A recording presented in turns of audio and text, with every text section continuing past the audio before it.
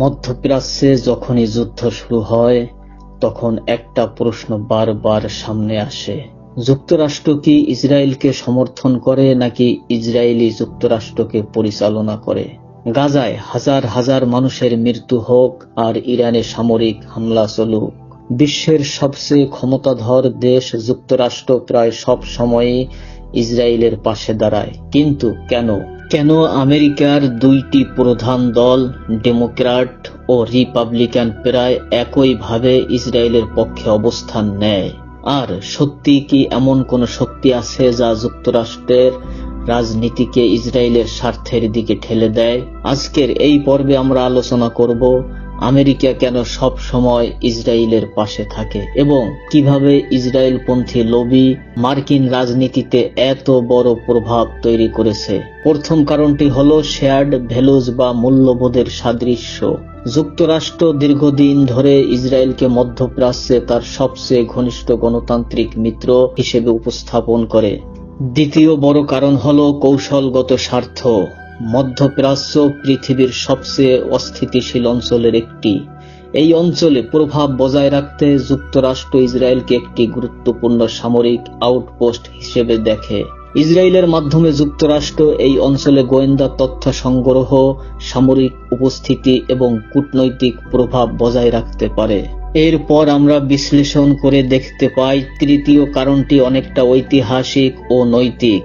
দ্বিতীয় বিশ্বযুদ্ধের সময় নাতসি জার্মানির হাতে ইহুদিদের উপর চালানো ভয়াবহ হত্যাযজ্ঞ, যা হলোকাস্ট নামে পরিচিত ছিল, তারপর থেকেই পশ্চিমা বিশ্বে ইসরায়েলকে সমর্থন করার একটি নৈতিক অনুভূতি তৈরি হয়। তবে সমালোচকদের মতে এর বাইরেও আরেকটি কঠিন বাস্তবতা রয়েছে। তাদের মতে যুক্তরাষ্ট্র এবং ইসরায়েল দুটি রাষ্ট্রই গড়ে উঠেছে স্থানীয় আদিবাসীদের উচ্ছেদ ও সংঘাতের ইতিহাসের মধ্য দিয়ে।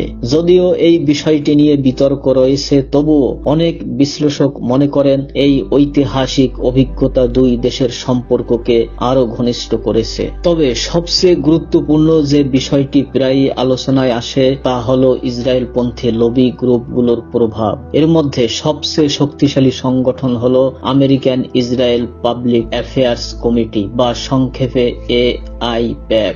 AIPAC যুক্তরাষ্ট্রের সবচেয়ে প্রভাবশালী লবি গ্রুপগুলোর একটি। তাদের মূল লক্ষ্য হলো মার্কিন রাজনীতিতে এমন নীতি নিশ্চিত করা যা ইসরায়েলের স্বার্থকে সমর্থন করে। আইন অনুযায়ী AIPAC সরাসরি রাজনৈতিক অনুদান দিতে পারে না, কিন্তু বাস্তবে তারা বিভিন্ন পলিটিক্যাল অ্যাকশন কমিটি বা সুপার প্যাকের মাধ্যমে নির্বাচনে বিপুল অর্থ ব্যয় করে।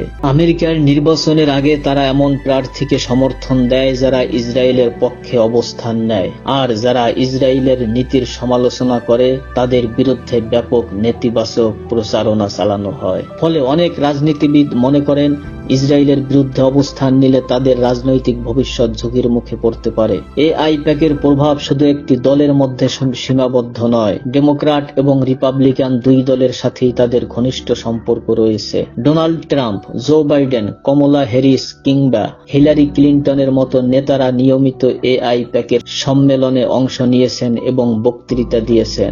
বিশ্লেষকদের মতে এই সংগঠনটি মার্কিন রাজনীতির বিভিন্ন স্তরে এমনভাবে প্রথিত হয়েছে যে তারা অনেক সময় নীতি নির্ধারক প্রক্রিয়াকেও প্রভাবিত করতে পারে। এমনকি অনেক ক্ষেত্রেই ইসরায়েলকে যুক্তরাষ্ট্রের পররাষ্ট্রনীতির বিষয় হিসেবে নয়, বরং ঘরোয়া রাজনৈতিক ইস্যু হিসেবেও উপস্থাপন করা হয়। সাম্প্রতিক বছরগুলোতে AIPAC এবং তাদের সহযোগী সংগঠনগুলো মার্কিন নির্বাচনে শত শত মিলিয়ন ডলার ব্যয় করেছে। যেসব রাজনীতিবিদ ইসরায়েলের সামরিক অভিযান বা নীতির সমালোচনা করেছেন তাদের বিরুদ্ধে নেতিবাচক প্রচারণাও বিপুল অর্থ ব্যয় করা হয়েছে। তবে একই সময়ে আরেকটি প্রবণতাও দেখা যাচ্ছে।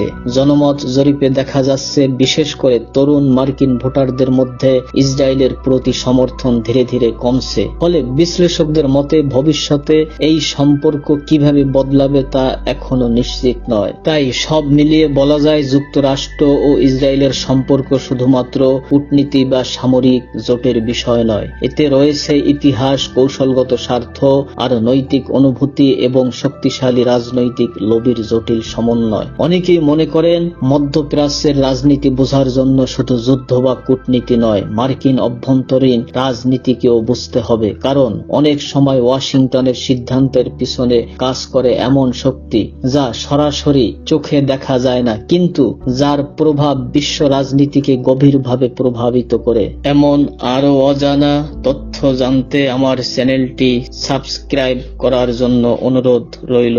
ভিডিওতে লাইক দিন এবং শেয়ার করুন আপনার বন্ধুদের সাথে। পরের ভিডিওতে আবার দেখা হবে নতুন কোনো তথ্য নিয়ে। ধন্যবাদ।